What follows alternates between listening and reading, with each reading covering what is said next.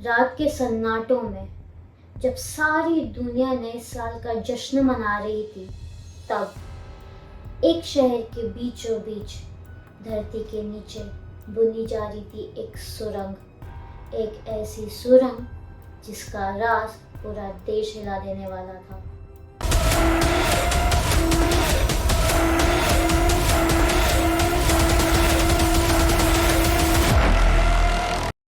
Om Namah Shivaya, Namaste and hello, this is Sharvari Mohra. Welcome back to my channel. If you like my videos, please like, share and subscribe to my channel and don't forget to click the bell icon. आज हम बात करने जा रहे हैं एक असली दास्तान की, जहां एक फिल्म स्टाइल सोच को एक गैंग ने जिंदगी में उतार कर दिखाया। ये है 2007 का चेलम्बरा बैंक रॉबरी, केरला का सबसे बड़ा और सबसे चर्चा में आया हुआ बैंक हाइस्ट। दिसंबर 30, 2007 मालापुरम डिस्ट्रिक्ट के चिलम्बरा में साउथ मलाबार ग्रामीण बैंक की शाख अपनी जगह शांत खड़ी थी। बैंक पहली मंजिल पे था और नीचे खाली पड़ा हुआ एक रेस्टोरेंट स्पेस। यहीं से शुरू हुई एक चतुर सोच की। The real mastermind of this case, Joseph Elias Jason Elias Babu. Joseph अपने साथी सिब्बू, राधा कृष्णन और कनकेश्वरी के साथ नीचे का रेस्टोरेंट किराए पे लिया। बाहर से देखा जाए तो सब कुछ सही लग रहा था। ऐसे लग रहा था कि नए होटल की ओपनिंग होने वाली है। विंडोज पर न्यूज़पेपर चिपका दिए गए, फर्नीचर और सामान भी ला के रख दिया। बाहर एक बोर्ड भी लगा दिया जिस पे लिखा था अंडर रिनोवेशन। लेकिन असली काम रेस्टोरेंट के अंदर चल रहा था। एक सुरंग बनाने की, एक टनल बनाया जा रहा था सीधे बैंक के स्ट्रॉन्ग रूम की तरफ। 29 दिसंबर की शाम से लेकर रात तक उन्होंने मार्बल कटर, ड्रिल मशीन और कंक्रीट कटर से सीधा छत को काटना शुरू किया। धीरे धीरे उन्होंने रीइंफोर्स्ड स्लैब को तोड़ दिया और उनका एक सुरंग सीधा जाके बैंक के स्ट्रॉन्ग रूम में खुलता था। रात के सन्नाटे में वो अंदर घुस गए और गैस कटिंग मशीन और आयरन बार से बैंक के लॉकर्स को तोड़ दिया। जब वो वहां से निकल रहे थे तब उनके पास 79.6 किलो गोल्ड और लगभग 25 लाख रुपए कैश थे। उस समय इन सब की कीमत करीब 8 करोड़ रुपए थे। निकलते वक्त उन्होंने एक और चाल चली। दीवार पर उन्होंने लिख दिया जय माओ। इससे वो पुलिस को गुमराह करना चाहते थे।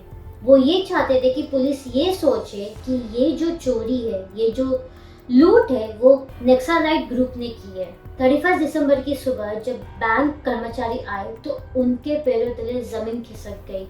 स्ट्रॉन्ग रूम का ताला टूटा हुआ था, पैसा और सोना गायब था। पूरा केरला ही लूटा। ये बैंक रॉबरी इतनी बड़ी थी कि मीडिया ने इसे इंडिया का मनी हाइस्ट कह दिया। पुलिस ने तुरंत एक इन्वेस्टिगेशन टीम बनाई और जिसे लीड कर रहे थे मालापुरम के एसपी पी विजयन। पुलिस ने सबसे पहले क्राइम सीन से कुछ जरूरी एविडेंस उठाए, जैसे कि स्ट्रॉन्ग रूम में छुटा हुआ एक सैंडल, एक शराब की बोतल और एक ड्रिल मशीन के ब्लेड का टूटा हुआ टुकड़ा।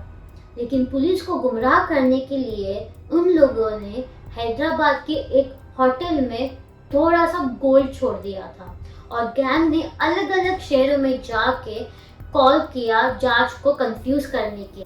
हर क्लू गुमराह करने के लिए था। तभी पुलिस ने एक बोल्ड स्टेप लिया। उन्होंने बैंक के आसपास उस रात मोबाइल टावर से निकली हुई 20 लाख से ज्यादा फोन कॉल रिकॉर्ड्स को एनालाइज किया। दिन रात एनालाइज करने के बाद टेक्निकल टीम को एक नंबर मिला जो कम यूज हुआ था और वो तब यूज हुआ था जब रेस्टोरेंट लीज पे लिया था, और वो नंबर था जोसेफ का। इस क्लू से पुलिस कोरिकोडे तक पहुंच गई और 27 फरवरी 2008 को सिर्फ 56 दिनों के बाद पूरे के पूरे गैंग को गिरफ्तार किया गया। चमत्कार तो ये है कि पुलिस ने चोरी किया हुआ 80% सोना और कैश बरामद कर लिया, जो इंडिया के किसी भी बड़े हाइस्ट में लगभग अनहर्ड है।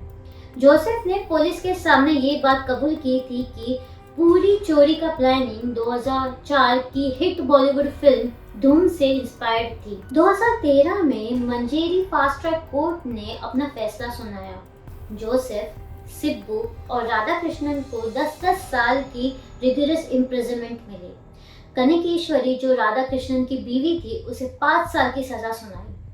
इनमें एक पांचवा आरोपी भी था जिसका नाम था सैनुद्दीन, लेकिन उसके खिलाफ कोई सबूत नहीं मिला, इसलिए उसे छोड़ दिया गया।